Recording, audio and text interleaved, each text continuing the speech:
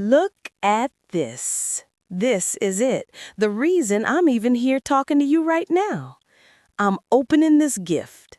I'm taking out this little pouch my daughter-in-law Sarah gave me, and the moment my fingers touch the velvet, I just know. Because inside this tiny, soft bag, I can feel the hard, cold, unmistakable shape of a small, perfect circle. It's my wedding ring, the one that disappeared 6 months ago, the one I thought was stolen, the one I knew deep down she took. My blood ran cold. The whole family was watching, my son, Sarah, the grandkids, all waiting for me to react to this Christmas gift. And all I could think was, she did it. She had it the whole time, and now she's giving it back to me. I am going to tell you the most unbelievable story. It's not just about a missing ring. It's about a silent war, a months-long battle of suspicion, and a truth that was so much bigger and more painful than a piece of jewelry. By the end of this, you'll see why this one small gift, this one tiny mistake, almost cost me my family. You clicked this video because you want to know how a mother-in-law opens a gift and finds her own lost, priceless wedding ring inside. That is the first layer of the story. But I promise you, the real story, the part you have to stick around for, is the note I found with it. That note is the whole reason I'm here. It changes absolutely everything. To understand why this ring sent me into a spiral of suspicion, you have to understand the ring itself. It wasn't just gold and diamonds. It was an antique. My husband, bless his soul, gave it to me on our wedding day 50 years ago. It had been his mother's and her mother's before that. It was the physical proof of generations of commitment. It wasn't just a ring, it was my security. It was my past. The day it vanished was August 17th.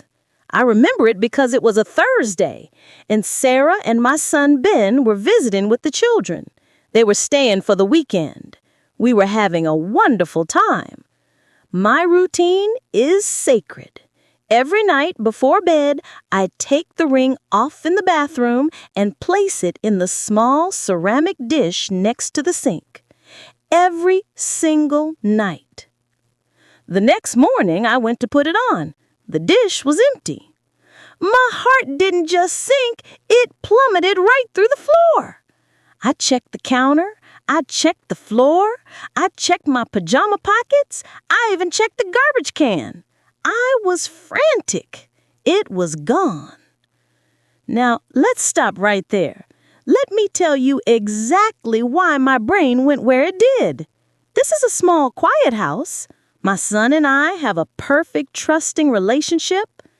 The only other adult in the house was Sarah. And I know how terrible that sounds, but you have to understand the context. Sarah and we didn't exactly click. She's a lovely girl, but she's always been a little too quiet, a little too reserved. She and Ben eloped, which I was never thrilled about. She always seemed to be watching, judging. And in that moment, when the most important physical symbol of my life disappeared, a tiny, dark voice whispered in my head. It was her. I looked around the house for 3 days. I tore apart the bathroom. I moved the furniture. I even started to look at Sarah a little differently. Now, the obvious question you're asking is, why didn't you just ask her? And that brings us to the first thing you need to stick around for. If I asked her and she said no, I would have had to live with either a lie or a truth that would destroy my relationship with my son. I needed to know the truth without tearing the family apart. I decided to start a silent Cold War. This silent war is what almost ruined my life. Keep watching, because the deeper I went into my little investigation, the more I was convinced she was the thief. And the next step I took, it was a low point. For the next 6 months, I did things I'm not proud of. I started doing little tests that were absolutely ridiculous in hindsight, but at the time, they felt like I was solving a mystery. My goal here wasn't just to find the ring. The ring, while priceless, became a symbol. My real goal was to find proof that my gut feeling about Sarah was wrong. But every one of my little investigations seemed to confirm the worst. Ben and Sarah live a couple of hours away. About a month after the ring disappeared, I drove up to visit them. I told Ben I just wanted a weekend with my grandkids. But the truth was, I wanted to get into Sarah's jewelry box. On Saturday afternoon, I was watching the children while Ben and Sarah went out for a quick lunch date. I went into their master bedroom. I felt sick to my stomach, but I told myself, you have to know, for the sake of your son. I found her jewelry box. It was a cheap plastic thing. I opened it. Inside were some simple, pretty necklaces, a couple of earrings, nothing expensive, nothing that looked like antique family jewelry. I went through everything, slowly, piece by piece. The ring wasn't there. Now, you'd think this would ease my mind, right? The ring isn't there, so she didn't take it. But my suspicion didn't drop. It just twisted. I rehooked my own mind. I thought, of course, she wouldn't keep it in the obvious spot. She's smarter than that. She must have pawned it, or it's locked away somewhere I can't find it. This non-discovery actually made me more certain. It painted her as a professional, a careful planner. This just deepened the whole problem. The ring was gone, but now I had proof that my mind was spinning a narrative she couldn't escape from. But I couldn't stop. My next move was to plant a seed with Ben. I knew I couldn't accuse Sarah directly, but I could talk to my son. This was the second point of my investigation, and it felt like throwing a bomb into a small room. We were on the phone, 2 months after the loss. I sounded upset, naturally. I told him I had a nightmare about the ring. I said, I keep going over that weekend. I just don't understand how it could have vanished. It had to be someone who was here, someone who knows my routine. I put the statement right out there. I didn't say her name, but the implication was a wall of sound. Then went completely silent. And then he did exactly what a good husband should do. He defended her. Mom, he said, his voice flat, are you talking about Sarah? Because that's not okay. She would never do that. She loves you. She was devastated when you told us it was gone. Don't go down that road. He didn't just defend her actions. He defended her character. This was a major delivery. Ben was telling me to back off.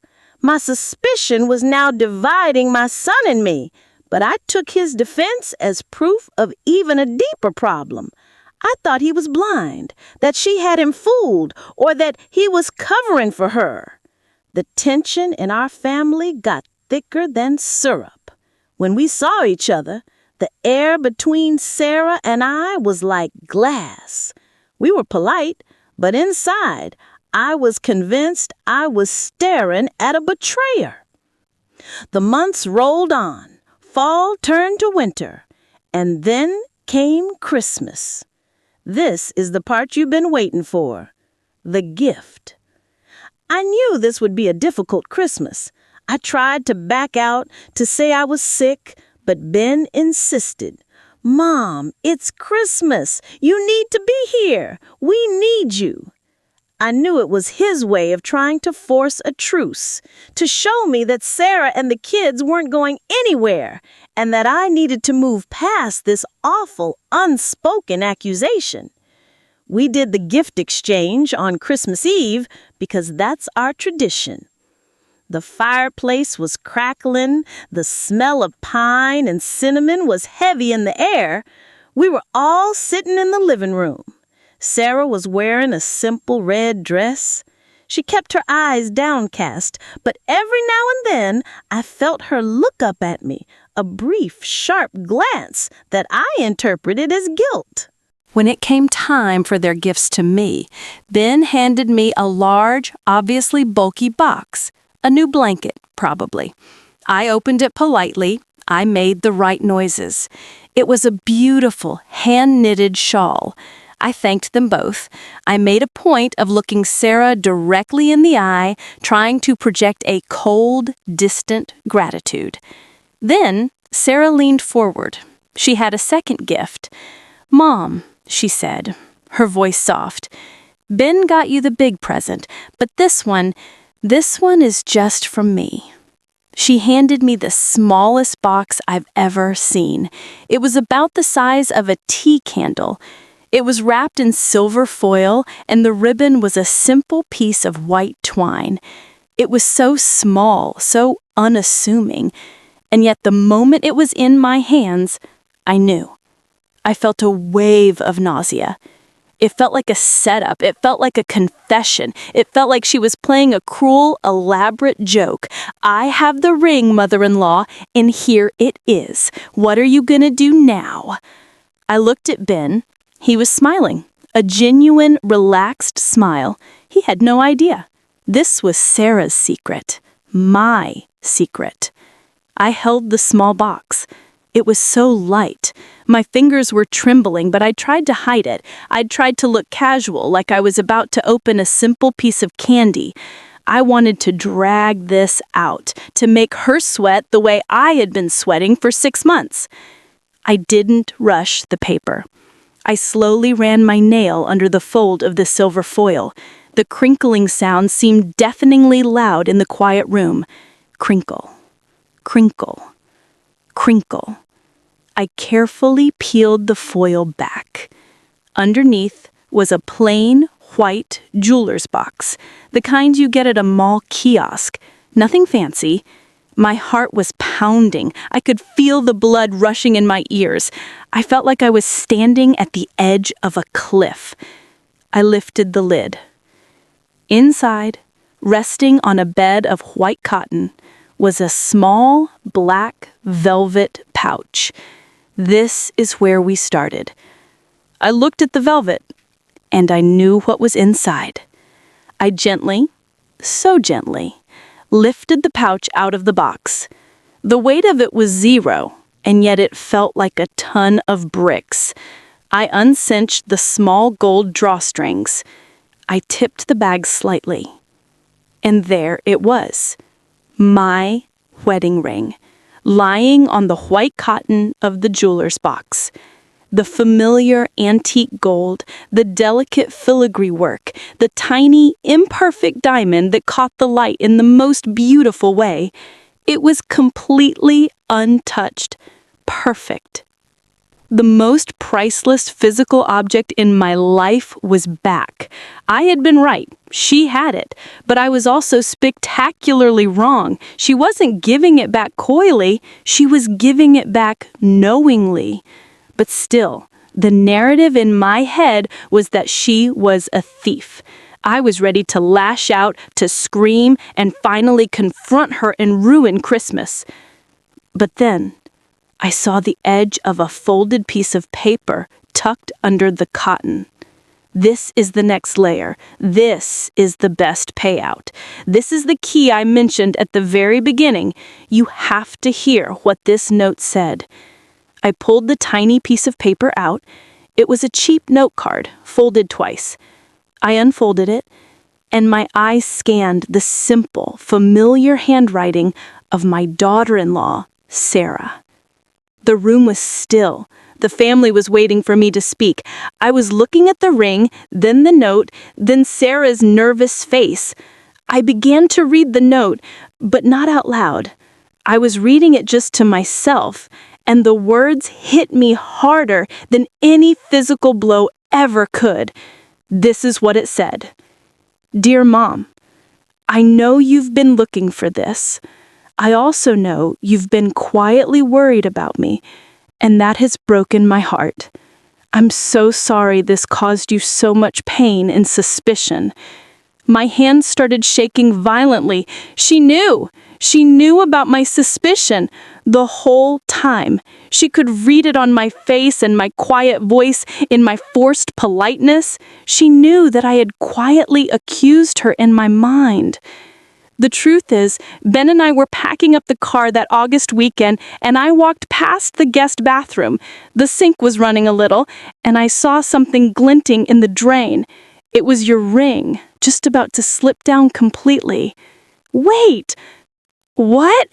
It was in the drain? I panicked. I couldn't reach it. I ran to the kitchen and grabbed a pair of Ben's fine pliers and a flashlight. I managed to get a grip on it and pull it out just before it disappeared forever. It took me 20 minutes. The thought of it, my priceless ring nearly lost to the city sewer system, made me sick. But then I looked at it wet and cold, and I remembered a conversation I overheard between you and Ben a few months ago. You said the ceramic dish on the sink was chipped and loose. You said you were worried about dropping the ring. I also realized that if I gave it back to you right away and told you it was almost lost in the drain, you would keep using that chipped dish and that old sink, and you would lose it for good next time. And I couldn't stand the idea of you losing that memory. I made a decision. A stupid one, but I did it for love. I kept the ring. I put it in a safe place, and for 6 months, I've been researching.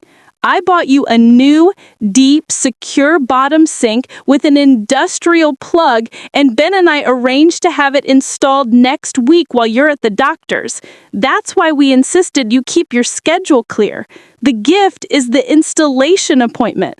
I'm just giving the ring back now because I know it was painful for you to live without it. The realization of the depth of my mistake, of the sheer ridiculousness of my suspicion, hit me like a physical blow. I looked up from the note.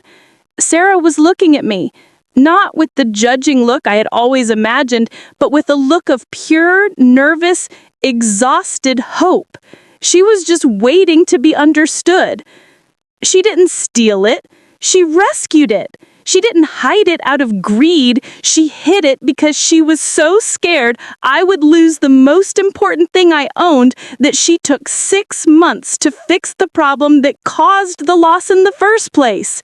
She endured my coldness, my silent accusings, and my mean-spirited tests, all to protect my future. She sacrificed her reputation and her relationship with me for the safety of a piece of gold. My entire narrative, the cold, heartless thief, the planner, the gold digger, was the complete opposite of the reality. The reality was a kind, anxious young woman who had seen a mistake and spent half a year trying to correct it perfectly. I stood up. I didn't say anything. I just walked over to Sarah, clutching the ring and the note in my hand, and I wrapped my arms around her. I just held her, and I sobbed into her shoulder. Ben looked confused, the kids looked confused, but Sarah just squeezed me back and whispered, "It's okay, Mom. It's okay. It's home now." I pulled back. I looked at her beautiful, kind face, and I said the only true thing I could think. I am so sorry. I am so sorry for everything. You saved it. You saved my ring, and you saved me from myself. And that right there is the true climax of the story. It wasn't the ring. It was the complete, total, and humbling exposure of my own failure to trust the kind person my son chose to spend his life with. The tension in the room, the tension that had been building for 6 months, finally broke. Then finally understood what was happening. He read the note. He looked at Sarah with a love and admiration that was so much stronger than any love I had ever shown her. He hugged her too.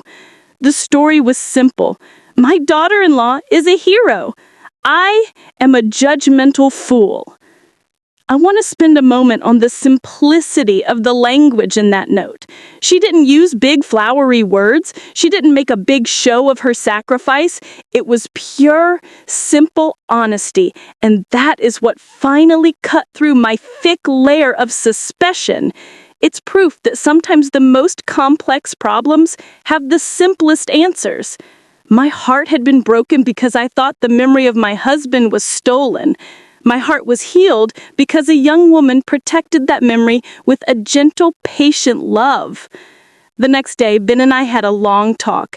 I confessed all my ridiculous investigations and the awful, silent assumptions I had made. He was disappointed, of course, but he was also understanding. He said, "Mom, I knew you were acting weird. I just knew it wasn't Sarah. You're better than that." That was a reminder of the kind of person I was supposed to be, not the one I had become in my paranoia. The sink was installed the next week. It was a beautiful, deep, secure basin, the kind of sink that will keep my ring safe for another 50 years. And now, every night, when I place my ring in that new, secure dish by the sink, I don't think of my husband's mother or my own wedding day. I think of Sarah. The ring is no longer just a symbol of marriage. It is a symbol of trust. It is a promise to never, ever let suspicion cloud my judgment of her again. This whole experience was a giant, painful lesson in how easy it is to become the villain in your own story. I was looking for a criminal, and all I found was a keeper. This one gift, this one tiny velvet pouch, did more than just return a ring. It fixed a broken relationship. It restored my son's peace of mind, and it taught me the difference between rescue and betrayal. I tell you this whole story, start to finish, with every agonizing detail, because you need to understand that the things we fear the most are often just shadows of our own imagination. And if you are still watching this, you've watched me tell every painful detail of this story. Now, there is one last thing I want to share with you, and you have to stick around for this final sentence because it relates directly to the future of this ring. I am often asked, who gets the ring next? Which of your grandchildren will you leave it to? Before this, I always assumed it would be my son, Ben, to give to his daughter. But now I know the only true answer. The only person in this family who deserves the honor of inheriting this ring, the one who understands its meaning and value enough to risk everything to protect it, is Sarah, my daughter-in-law. By the way, I recently had this antique ring formally appraised after all this. The money is truly staggering. You need to know how much one small ring is worth to understand the scale of Sarah's sacrifice. If you want to see the full shocking price tag and find out exactly who I'm leaving the rest of my heirloom jewelry to, you need to watch this video right here. It's the final chapter in the story of this crazy, priceless ring. Thank you for watching my whole story.